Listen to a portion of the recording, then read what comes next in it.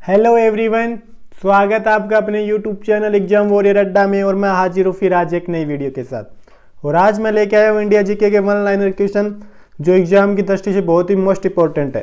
तो इसमें आपको इंडिया जीके की history, geography, science all related questions मिलेंगे।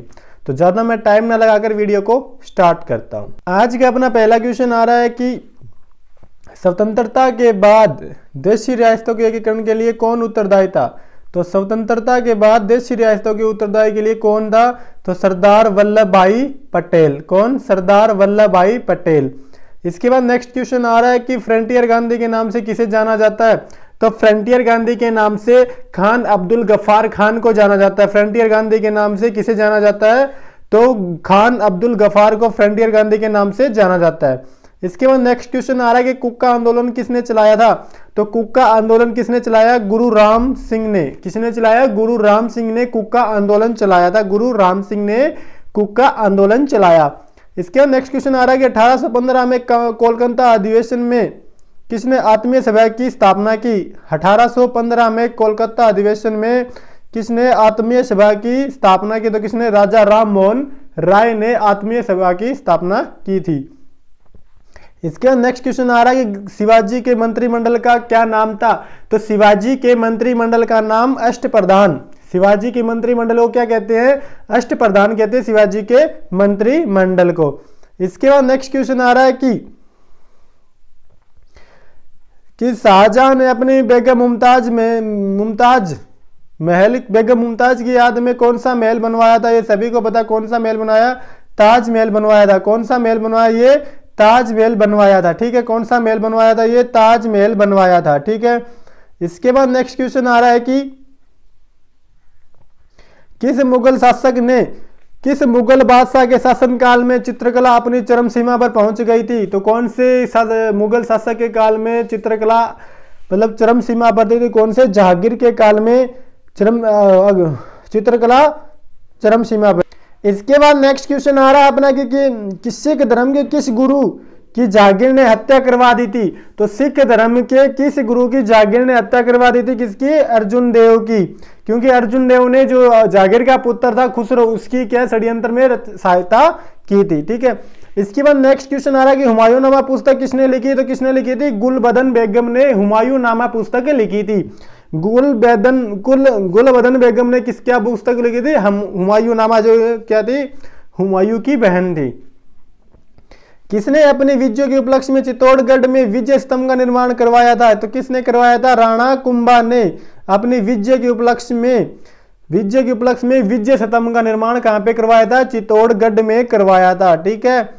इसके बाद अगला क्वेश्चन आ रहा है कि नालंदा विश्वविद्यालय की स्थापना किसने की थी। तो कुमार गुप्त ने की थी। नालंदा विश्वविद्यालय की स्थापना किसने की? तो नालंदा विश्वविद्यालय की स्थापना किसने की थी? कुमार गुप्त ने की। इसके बाद नेक्स्ट क्वेश्चन है कि जगन्नाथ मंदिर किस राज्य में है। तो जगन्नाथ मंदिर किस राज्य में है? ये पूरी उड़ीसा में जगन्नाथ मंदिर है। ठीक है, पूरी उड़ीसा में।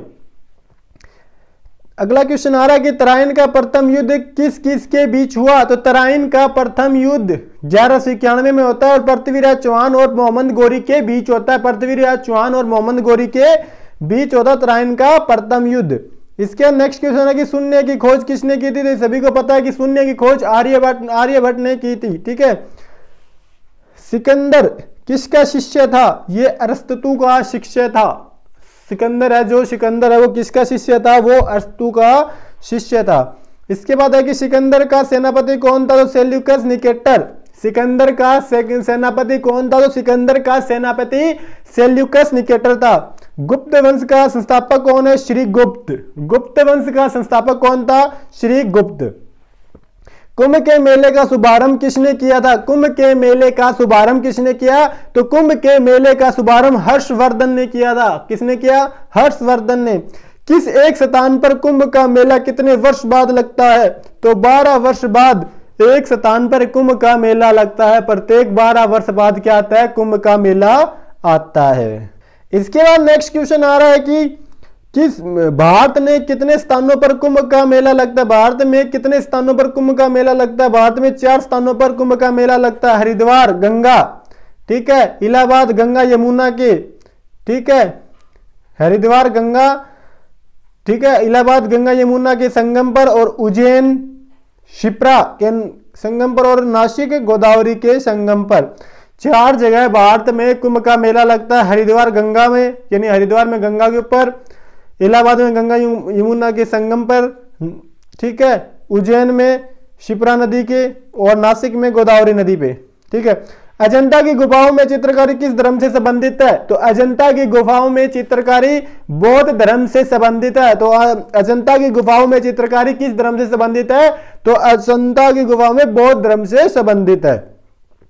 तेलंगाना राज्य की राजधानी कौन सी है? तो ये सभी को पता है, हैदराबाद है, ठीक है, तेलंगाना की। और वहां कौन है? चंद्रशेखर राव मुख्यमंत्री यानी सीएम है।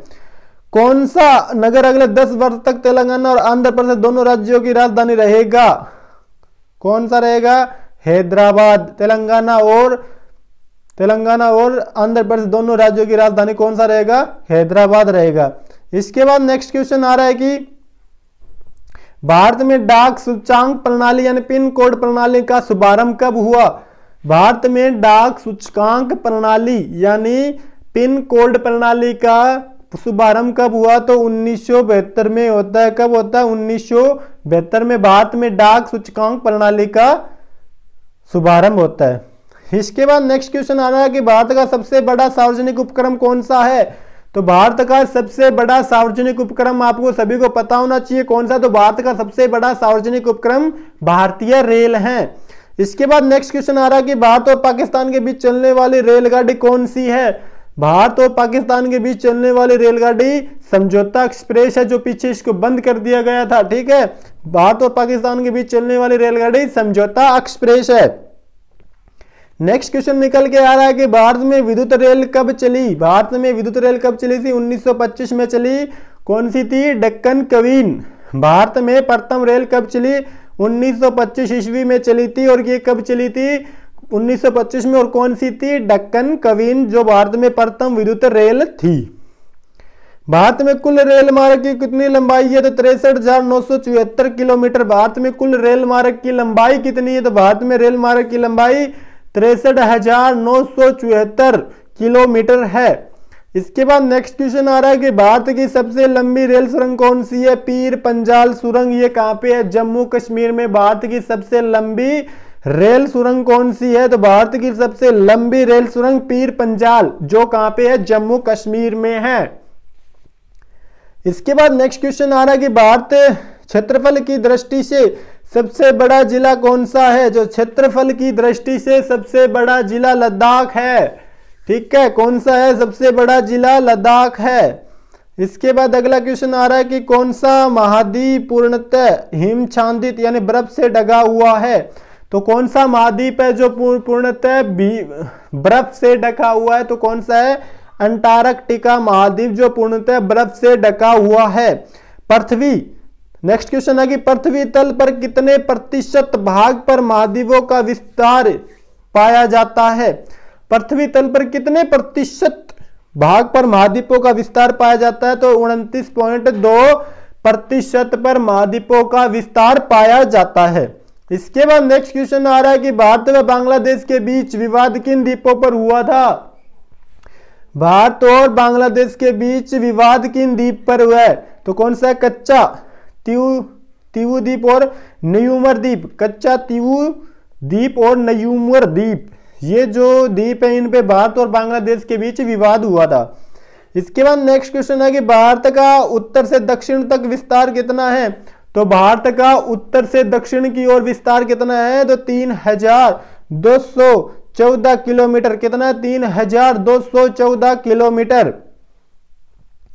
इसके बाद अगला क्वेश्चन आ रहा है कि ये थोड़ा मिस है कि भारत का मानक समय ग्रीनविच समय में कितना अंतर है? 5.5 घंटे का। भारत के मानक समय में और ग्रीनविच समय में कितना अंतर है? तो कितना अंतर है?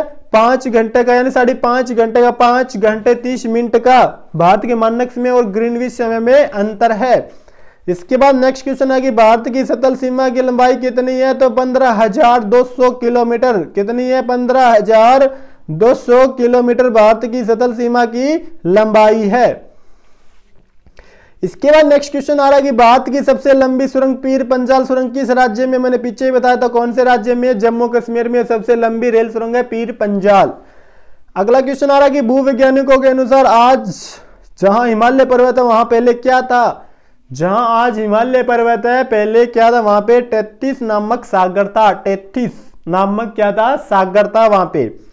इसके बाद नेक्स्ट क्वेश्चन आ रहा है कि भारत में सर्वप्रथम किस राष्ट्रीय उद्यान स्थापित किया, मतलब जो भारत में सबसे पहले कौन सा राष्ट्रीय उद्यान स्थापित किया गया था, जिम कॉर्बेट नेशनल पार्क, कौन सा, जिम कॉर्बेट नेशनल पार्क स्थापित किया गया था, ठीक है, कहां पे, नैनीताल उत्तराखंड में, कहां पे, नैनीताल उत्तराखंड में भारत का पहला राष्ट्रीय उद्यान स्थापित किया गया था, Jim Corbett national park, Jim Corbett national park, ठीक है, कौन सा, Jim Corbett national park Nainital Uttarakhand में।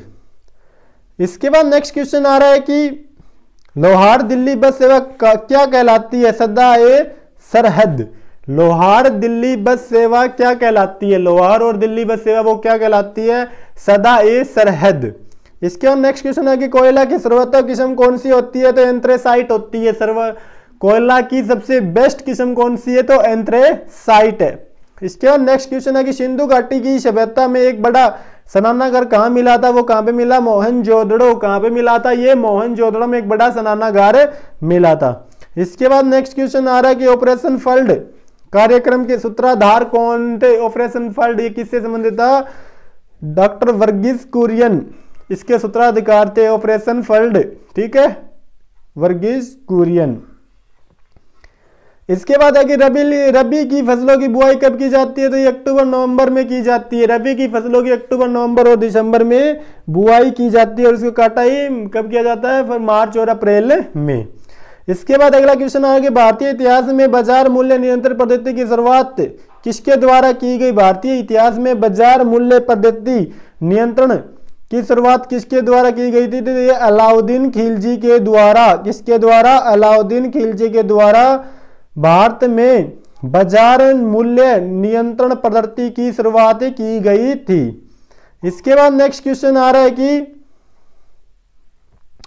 फुटबॉल का ब्लैक पर्ल यानी काला हीरे किसे कहा जाता है, फुटबॉल का ब्लैक पर्ल यानी काला हीरा किसको कहा जाता है, ये मशहूर है पेले, ठीक है, मशहूर खिलाड़ी है पेले। इसके बाद नेक्स्ट क्वेश्चन है कि किस खेल में फ्री थ्रो शब्द का प्रयोग किया जाता है, फ्री थ्रो किस खेल से संबंधित है, तो ये बास्केटबॉल से। किस भारतीय राज्य को पोलो खेल का उद्गम माना जाता है, मतलब जो कौन सा भारत का राज्य है जिसे पोलो खेल वहीं से उत्पन्न हुआ, तो मणिपुर को। और इसी के साथ अपना आज का लास्ट क्वेश्चन आ रहा है कि क्रिकेट की पिच पर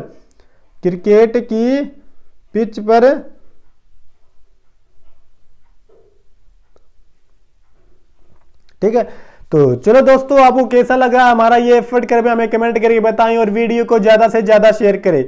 और ऐसे ही वीडियो आपको हर रोज हमारे चैनल पे मिल जाएगी, और हमारे चैनल को सब्सक्राइब भी करें, वीडियो को ज्यादा से ज्यादा लाइक करें और शेयर करें।